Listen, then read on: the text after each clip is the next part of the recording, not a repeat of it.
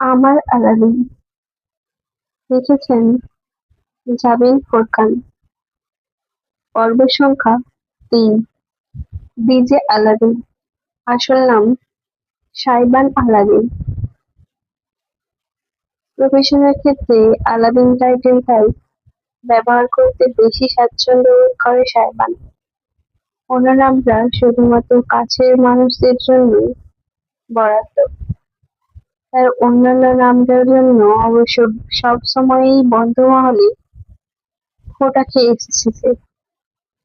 এই যেমন আজ শোয়ের পরপরই যখন ডাফল ব্যাগ হাতে বেরিয়ে আসলো, তখনই সামনে থেকে ডাক ছুটে এলো, কি রে আলাদিন, তোর চেরাগ কোথায়? রাস্তার ধারে পার্ক করে রাখা গাড়ির বনেটের উপরে বন্ধুদের আড্ডা জমেছে। পায়ে নিয়ে বাংলার শেষ নবাবের ভঙ্গিতে শুয়ে আছে নীরব। তার শিষ্য আফনান নিজের বিরাট ইঁদুরে দাঁত কেলাচ্ছে। গ্রুপের তুলনামূলক ভদ্র সদস্য অনুরাগ গাড়ির দরজায় হেলান দিয়ে দাঁড়িয়ে আছে। আর আরো কয়েকজন ছেলে আছে যারা মাঝে মাঝে সাথে রাখলেও ঠিক উল্লেখ করার মতন বন্ধু নয়। বিশেষ কাছে এই কয়েকজন।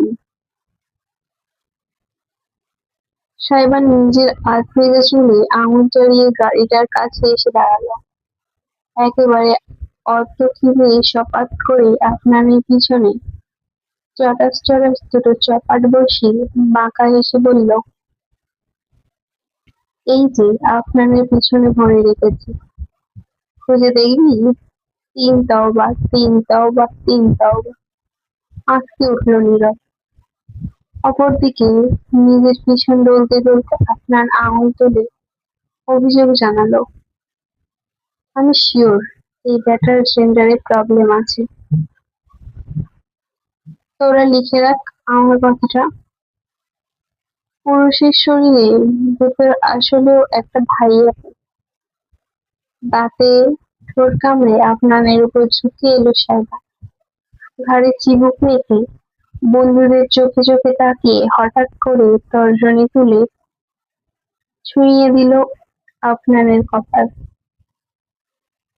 সেই লম্বাটে আঙুল বয়ে নামলো ঘাড় অব্দি। শিশিয়ে উঠে জিভে ঠোঁট ভিজিয়ে সাইবান গান ধরল, পড়না পথ ছাড়িয়ে পড়ে না চোখের পলক তুম।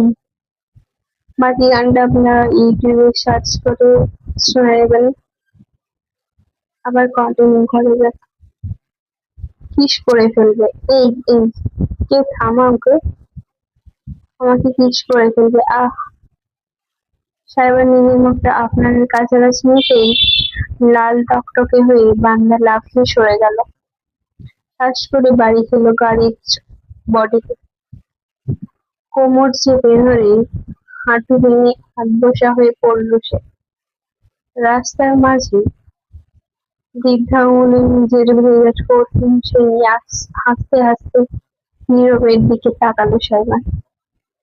চেরাগ লাগবে তোর? বের করবো সেলাই?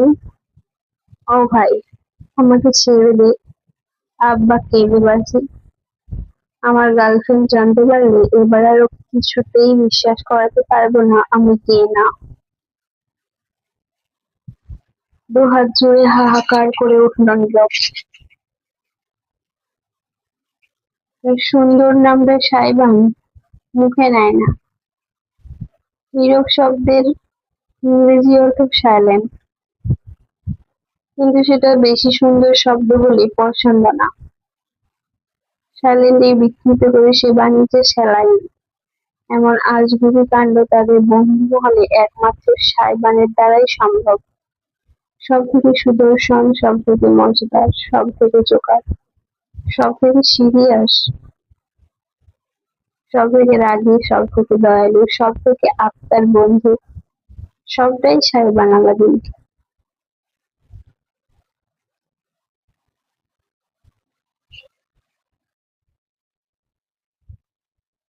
তোদের সারাদিন এসব ফাত্রামি করা ছাড়া আর কাজ নেই ভাই। এতক্ষণে মুখ খুলল চুপচাপ সদস্য অনুরাগ। সাহেবান ততক্ষণে নীরবকে খুলে গাড়ির বনেটে উঠে বসেছে। পকেট থেকে সিগারেট বের করে নীরবের কাছ থেকে লাইটার নিয়ে ধরাতে ধরাতে সে বলল, হ্যাঁ অনুরাগ দাদা, দরবেশ বলেছেন বালক কোনো ফাত্রামি করিও না, শুধু বড় ফা আর এগিয়ে যাও। জীবনে একটা ঠাডা পোড়া আছাড় খাও। অট্টহাসি রোল পড়ে গেল চারপাশে। গড়াগড়ি খেল একজন। গম্ভীর অনুরাগ অগ্নি হাসতে বাধ্য হলো। মাথা ঝাঁকিয়ে শেষ মেজাজে সাইবানকে বলল, তুই কোনোদিন টায়ার্ড হোস না ব্রো? না ব্রো, কারেন্টে আমার শরীরে ছিনিমিনি করে। এইসব কারেন্ট হলো বিবাহবাসর পূর্ব লক্ষণ। সরি, এটা হবে কারেন্ট আমার শরীরে ছিনিমিনি করে।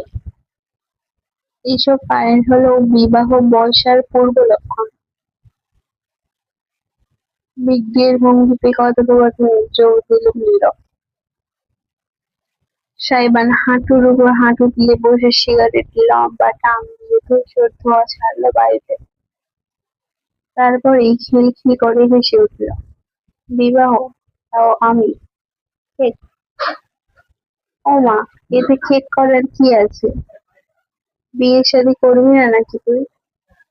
সারা জীবন কুমারী থাকবি? নাকি আবার জীবনটা চেয়ারের দৈত্যের সাথে কাটানোর প্ল্যান করছিস? এতক্ষণে সঙ্গীত ফিরে পাওয়ায় আফনান বলল পাশ থেকে। সাইবান সিগারেট পরপর কয়েকটা সুটান দিয়ে আফনানের কাঁধে হাত জড়িয়ে কাছে টেনে বলল, শোন দোস্ত, এইসব বিয়ে শাদী হলো একটা স্ক্যাম, বুঝেছিস? এই সুন্দর মজায় মজায় লাইফ যাচ্ছে বল, কোন দরকার আছে বিয়ে নামক শিকল গলায় জড়িয়ে সরি বিয়ে নামক শিকল গলায় জড়িয়ে সেটা অন্য একটা মেয়ের হাতে তুলে দেওয়ার? এছাড়া আমি বিয়ে করবো সবার পর, তোরা যখন বাপ দাদা হয়ে যাবি তখন আমি হবো তোদের মেয়েদের শোয়ার daddy। কি ডেঞ্জারাস মান! এই তোর সাথে আমার আজকে থেকেই ডিভোর্স।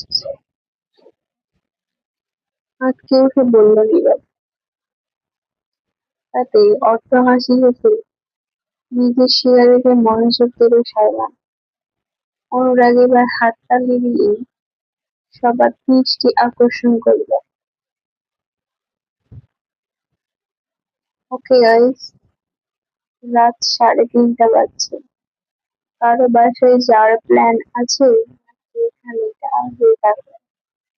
আগে ভাগে বলে দিচ্ছি, আমি কিন্তু পার্সেল করে আপনাদের সবাইকে চার রাত 10টার দরজায় ডেলিভারি দিয়ে আসতে পারবো না। আগে অনেকবার ধরা খেয়েছি। এগুলো কিছু করবেন আপনারা, আর আপনাদের আব্বা আম্মার কাছে ধরা খাবো আমি? হুম হুম হুম। অনেক হয়েছে মুরব্বি। ওই যে দাদা কথা শুরু করেছে, দাদার কথা শুনতে হবে। ঘরে ফিরে যেতেই বলে গাড়ির বানের থেকে লাফিয়ে পড়ল সাইমন।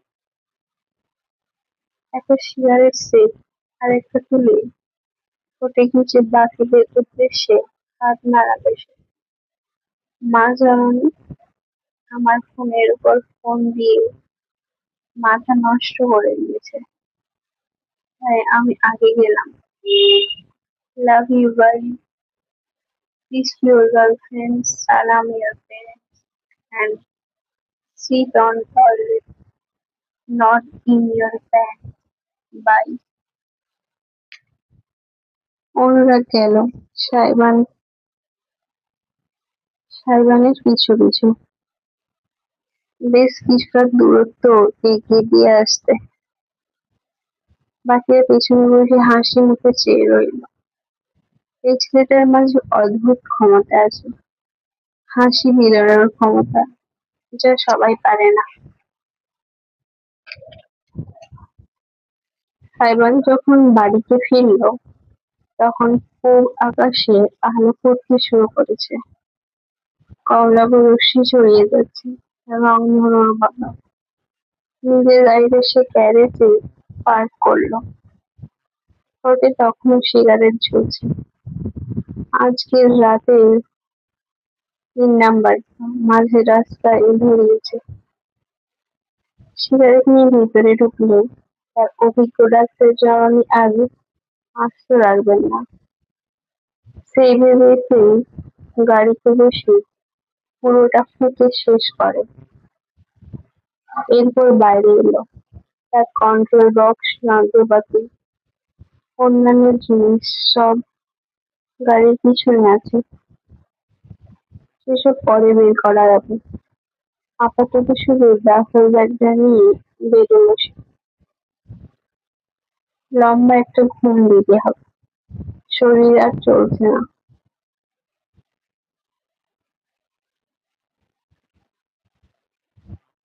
এলেবেলে শীষ বাজাতে বাজাতে বাড়ির দরজায় গিয়ে পৌঁছালো সে। রাতে দরজাটা বন্ধ রাখে তার কাছে, তাই সবসময় অতিরিক্ত চাবি থাকে।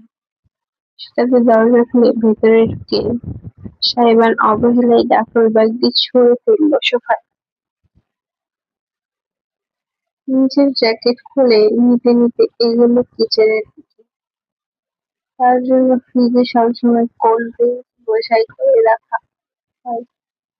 খেয়ে মাথাটা ঠান্ডা করে একেবারে সোজা বিছানায় যাবে এমন পরিকল্পনা থেকেই কিচেনের কাছে যেতেই মৃদু শব্দ কানে এলো।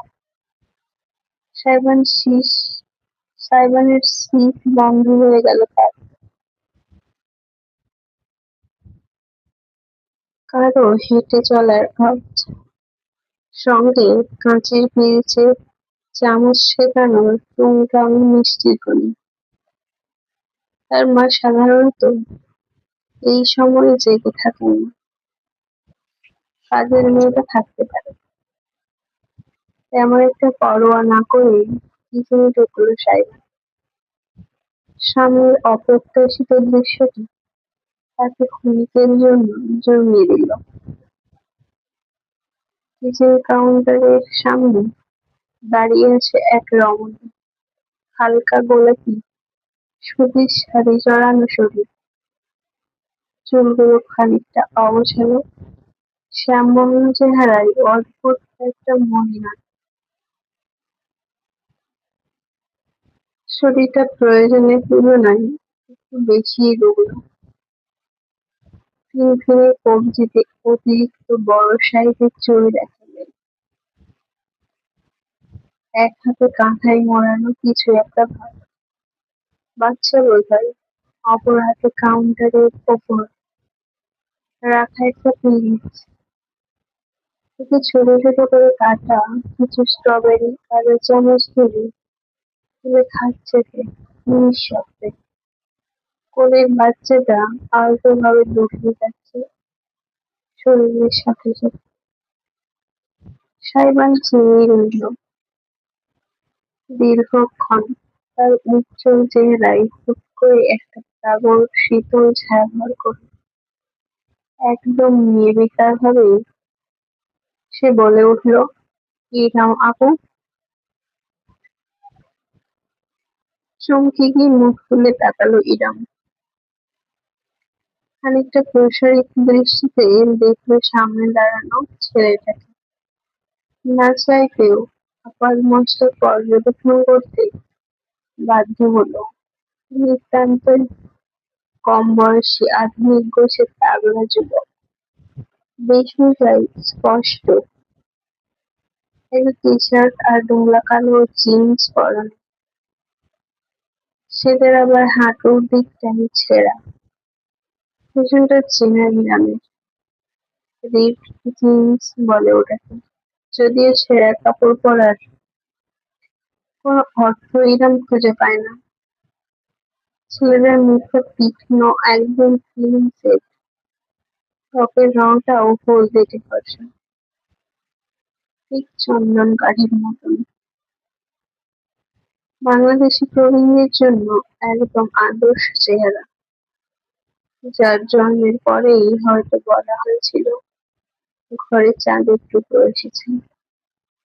বাড়াবাড়ি রকম পুরুষদের সৌন্দর্য, যা একদম পছন্দ নয় ইরাম। হালকা ভেজা চুলগুলো তার কপালে ছড়িয়ে আছে, তাতে ঢাকা ফুটে স্পষ্টত জ্বলজ্বল করছে একটা ধাতব দিন।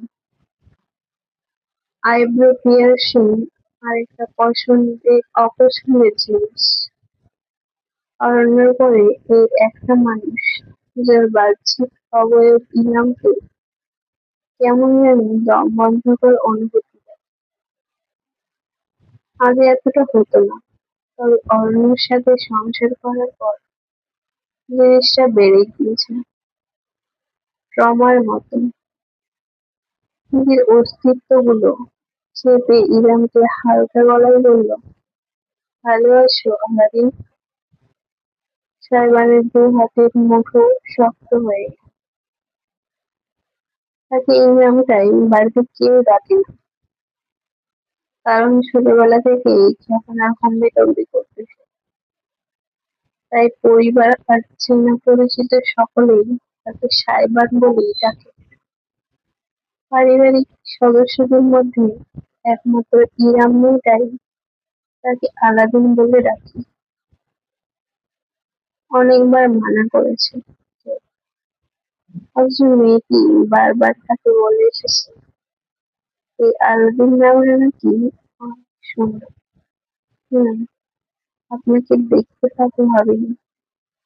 মুন্সিবাড়িতে বেড়াতে এসেছেন? বলতে বলতে ফ্রিজের কাছে গেল সাইমন। ভেতর থেকে একটি কোল্ড ড্রিঙ্কসের ক্যান বের করে চুমুক দিল। কৌতূহলী দৃষ্টিতে পিছনে তাকালো, যেখানে ইরাম দাঁড়িয়ে আছে। তার বুকে যত্নে সেঁকে রাখা ছোট বাচ্চাটার মুখ দেখা যাচ্ছে না, অথচ হঠাৎ করেই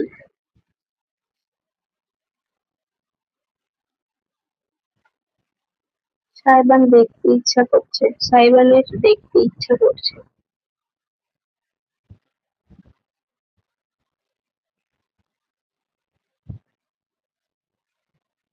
না, বেড়াতে আসিনি, থাকতে এসেছিলাম।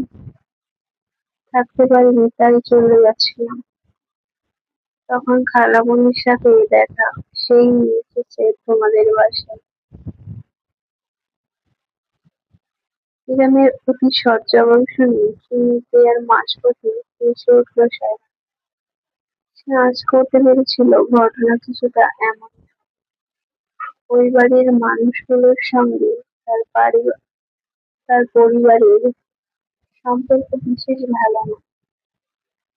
বহু বছর যাবৎ সাইবান স্কুলে থাকতে ইরাম এই বাড়িতে আসা ছেড়ে দিয়েছিল।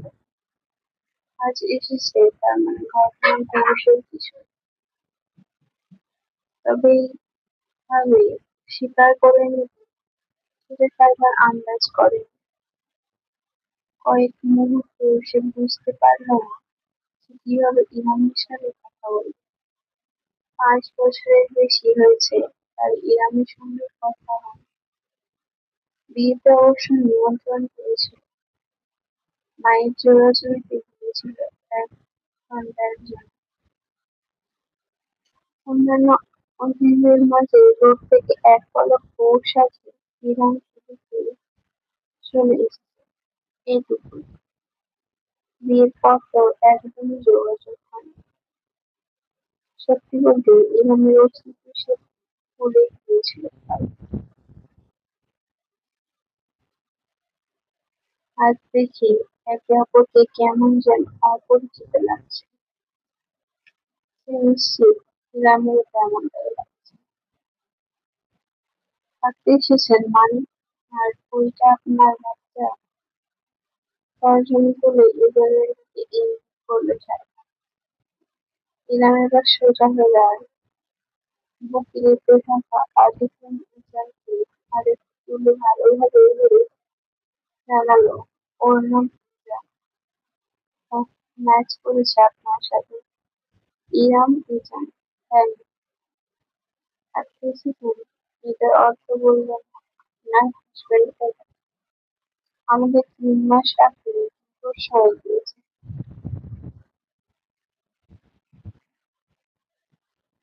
আরেকটা ভাই ঝটকা খেলো সাইমা। আজ তার হচ্ছেটা কি?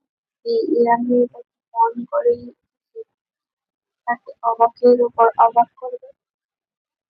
নিজের ডিভোর্সের কথাকে এত স্বাভাবিকভাবে কেমন করে বলে?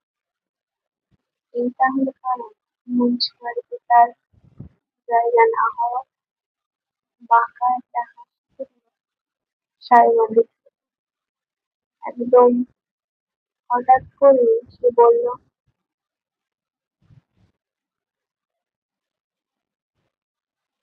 তাহলে ফাইনালি বুঝতে পেরেছেন অসহায়ত্বের মানে। ভ্রু উঁচু হলো ইরানের। সাইমন কথার কাজটা তার ভালো লাগে। কিচেনকে কথায় আড়াল সরি কিচেনকে কাঁথায় আড়াল করে সে সরাসরি তাকালো ছেলেটাকে। কিন্তু বলতে চাই সবাই পরিষ্কার করে বলো, এটাই যে মানুষের জীবনে এমন একটা সময় আছে যখন সব কিছু থাকার পরেও মনে হয় তার কাছে কিছুই নেই। নিজের একাকিত্বের ভয় বেশি। সাইবান দুহাত মিলিয়ে খানিকটা নাচতে ভঙ্গিতে বলল, তার ঠোঁটের হাসিটা ক্রমশ বিস্তৃত হলো। সুস্বাদু চোখে রিহাম আর এক নজর আড়ালে থাকা মিজানকে দেখে সে যুক্ত করল, আপনি অবশেষে একাকিত্ব টের পেয়েছেন। যাই হোক, এনজয় দ্য নাইট। আমার ভীষণ ঘুম পেয়েছে। সরি, আমার ভীষণ ঘুম পাচ্ছে। ভাগ্যে থাকলে পরে দেখা হবে। তোমাদের শ্যালক থেকে শেষ বাজিয়ে বেপর অভঙ্গিতে কিচেন থেকে বেরিয়ে গেল সাইমন। হিরাম নিজের জায়গায় স্থির দাঁড়িয়ে ছেলেটার চলার পথে তাকিয়ে রইল। সাইমনের শেষ কথাগুলো তার ভেতরে কোথাও একটা আঘাত করেছে। যেন ছেলেটা কোনো কারোর হিরামের উপর রেগে আছে, যার সাথে ঠিকমতো কথাই হয়নি বহু বছর যাবৎ। তার অজানা ক্রোধের কারণটা ইভান বিচার করে উন্মোচন করতে পারল না। বেশি ভাবার সময়ও অবশেষে পেল না। ইভানকে মুহূর্তেই ছেলের দিকে মনোযোগী হতে হলো।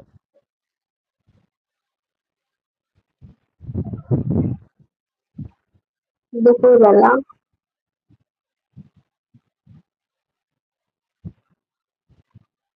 টিভিতে শো শেষ করে এসে সাইমন সন্ধ্যার আগে ঘুম থেকে ওঠে না। তবে আজ দুপুর 2টার দিকে তার ঘুম ভেঙে গেল। অনেক চেষ্টা করলেও পুনরায় ঘুম ফিরিয়ে আনা গেল না।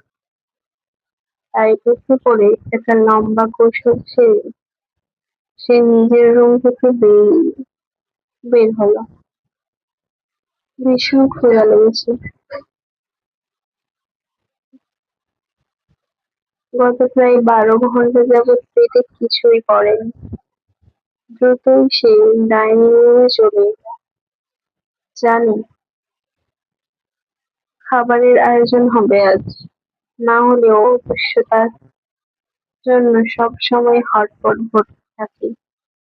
আজও ব্যতিক্রম নেই। টেবিলে ভর্তি সুস্বাদু খাবারের পদ, ভাত, খিচুড়ি দুটোই আছে। কারণ সাইবানের খিচুড়ি পছন্দ, ডিম ভাজা, মুরগির তরকারি, খাসির কাবাব, স্যালাড সালাদ আর আচার, আরো কিছু ছোটখাটো শাকসবজির পদ আছে।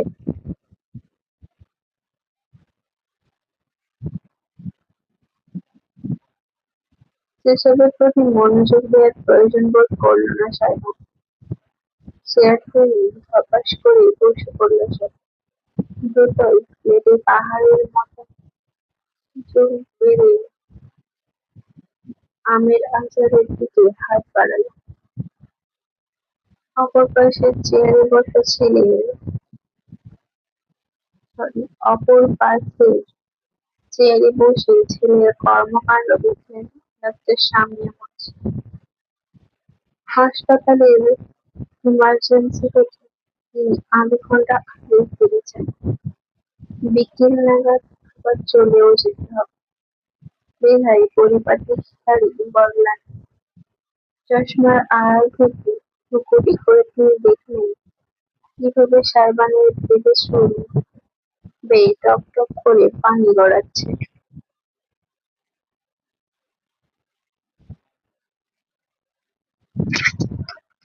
কতবার বলেছি গোসলের পর ভালো মতো মাথা মুছতে হয়, নতুবা ঠান্ডা লাগবে। নিজেই উঠে গেলেন সামনে রুম থেকে তোয়ালে নিয়েছিলেন। মায়ের কথায় পাত্তা না দেওয়া ছেলের মাথায় চাপলেন। ধীরে ধীরে সযত্নে মুছে নিতে লাগলেন। শুকিয়ে এলো চুলের পানি। সাইবান আস্ত একটা কাবাব মুখে দিয়ে তেল নিয়ে বসে নিজের জনমের দিকে চেয়ে বলল, আমি মুছে ফেললে তো আমার গর্জিয়াস মম এভাবে সুন্দর করে মুছে দিত না। বলো, একজন বিউটিফুল লেডির হাতের ছোঁয়া থেকে নিজেকে বঞ্চিত করতে চাইছি না। হাতের ছোঁয়াটা মাঝে মধ্যে তোর গালে পড়লে ভালোই হয় বল। তাহলে ফোনটা কল করার জন্য খোলা পাওয়া যায়। উফ মম, তুমি বোঝো না, তুমি না ডাক্তার। এই দেখো আমি ফোন বন্ধ করে ফেললে তোমার টেনশন হয়, সেই টেনশনে তোমার রক্ত সঞ্চালন বাড়ে। রক্ত সঞ্চালন বাড়লে শরীরে ত্বক জেল্লাকার হয়, একদম লাল লাল গ্লো মারে। নানকে দেখছো না, ওই যে লাল মুরগিটা, একদম ওর মতন। তখন তোমাকে দেখতে ফুরফুরি চকিনা বেবির মতন লাগে। আমি ইনডিরেক্টলি তোমার সৌন্দর্য বাড়াতে ভূমিকা রাখছি, বুঝছো? আর টেনশনে যে কোলেস্টেরল বাড়িয়ে রক্তচাপ উঠে যায়, তার বেলা অর্ধেক গান নিয়ে ঘুরিস কেন গর্ধপ? হা হা। ছেলের মাথায় চাটি দিতেই খিল খিল করে হেসে উঠল সাইমন। অদূরে চেয়ারে বসে দৃশ্যটি চোখ মেলে দেখল ইরাম। কি সুন্দর একটা সহজ সম্পর্ক মা ছেলের মাঝে, একদম বন্ধুর মতন। এরকম কোন সম্পর্ক কি সে ভবিষ্যতে ইরানের সঙ্গে করতে পারবে? সামিয়া নিজের চেয়ারে ফিরে এলেন। সকলেই খাওয়া শুরু করেছেন। তিনি ইরামের প্লেটের দিকে তাকালেন। কতটা অল্প পরিমাণে খাবার নিয়েছে সে, সেটা থেকে অসন্তোষ জানালেন। ইরাম, কাজটা ভালো করছিস না মামুনি। তোর শরীরের তো একটা প্রয়োজন আছে নাকি, উপরন্তু ব্রেস্ট ফিডিং করার। এইটুকু মাত্র খাবারে শরীর নিজের চাহিদা মেটাবে মেটাবে নাকি অতিরিক্ত শক্তির যোগান দেবে বলতো? বলতে বলতে তিনি বেশ খানিকটা পুষ্টিকর সালাদ এবং আরো কিছু কাবাব ইরামের প্লেটে তুলে দিলেন। বেশি বেশি প্রোটিন খেতে হবে, সঙ্গে সুষমভাবে সবকিছু। তোর চেহারায় বোঝা যাচ্ছে প্রেগন্যান্সিতে অপুষ্টিতে ভুগছিস। না খালামণি, আমি ঠিক আছি, খাচ্ছি, আস্তে করে জবাব দিল ইরাম। সাইবার নিজের প্লেটের খিচুড়ি চামচ দিয়ে খেতে খেতে একবার আর চোখে ইরামকে দেখলেও বিশেষ কোনো মন্তব্য করল না। সামিয়া খাবার বেড়ে দেওয়া সুগন্ধাকে বলল, সুগন্ধা, আমি চলে যাবার পর মনে করে কিন্তু সন্ধ্যায় ইরামকে হালকা নাস্তার সঙ্গে ফল দিই, খানিকটা দই রাখবি সাথে, যেন পারফেক্ট ব্যালেন্স থাকে। আর ফড়িংকে আমি বাজারে পাঠিয়েছি, এলে চেক করে দেখিস লিস্ট ধরে কিছু ফর্মুলা আমি লিখে দিয়েছি, ওগুলো এনেছে কিনা। ঠিক আছে আম্মা, আপনি একটু টেনশন নিন না, আমি সব সামলাই নিব। কথোপকথনের শুরু, কান খাড়া করে ফেলল কিরম, দ্রুত বলল, না না খালামণি, এত কিছু করতে হবে না তোমাকে। ইজারা ভাঙিয়েছে, ঘুম ভাঙলেই আমি চলে যাব। কোথায় যাবে? খালার প্রশ্নে থমকালো ইরাম। চোখ পিটপিট করে খানিকটা পিঠানি শেষে উত্তর করল, ঠিকানা তো একটাই হবেই, ঠিকানা তো একটা হবেই, তাই না? আমার আগের মেসটা খুব সম্ভবত এখনো খালি আছে, না থাকলেও সমস্যা নাই। রুমমেট মেয়েটা ভালো, ওর সাথে কয়েকটা দিন থাকা যাবে। তুমি চিন্তা করো না, আমি সব ব্যবস্থা করে ফেলবো। আজীবন তো সবার জন্যই ব্যবস্থা করেছি, আর কত। ইরাম হাতের মুঠো শক্ত করে ফেলল, নিজের প্লেটের দিকে চেয়ে বলল, আর কারো কথা জানি না, কিন্তু আমি সত্যিই কারো ওপর বোঝা হতে চাইছো না। খালামণি, তুমি আমাকে তোমার বাসায় একটা রাত থাকতে এসো, এর কৃতজ্ঞতা আমি কেমন করে মেটাবো জানি না। আমায় আর ঋণ করো না, যার আপন মানুষেরা এই দায়িত্ব এড়িয়ে গিয়েছে তার প্রতি তোমার কোনো কর্তব্য নেই। হ্যাঁ, যে অসহায় মেয়েটার প্রতি সকল দায়িত্ব স্বামী, পরিবার, ভাই সবাই এড়িয়ে গেছে, সেই মেয়েটার প্রতি আমার কোনো দায়িত্ববোধ নেই, কিন্তু আমার ঘরের বউয়ের জন্য আছে। ইয়াকথু, দাঁতের নিচে এলাচে কামড় পড়াই ঠিক ওই মুহূর্তেই ঝটকা দিয়ে উঠল সাইমন। হাতের চামচটা তার মেঝেতে পড়ে ঝনঝন শব্দ করল, অথচ মুখের এলাচ তার মুখেই রয়ে গেল। বিস্ফোরিত দৃষ্টিতে সে তাকালো নিজের মায়ের দিকে। কি বললে তুমি, mom? My future daughter in law? Yes, you heard that right বাটি। স্মিত হেসে ছেলেকে ঠিক তার স্টাইলে জবাব দিলেন সামিয়া। চলবেই।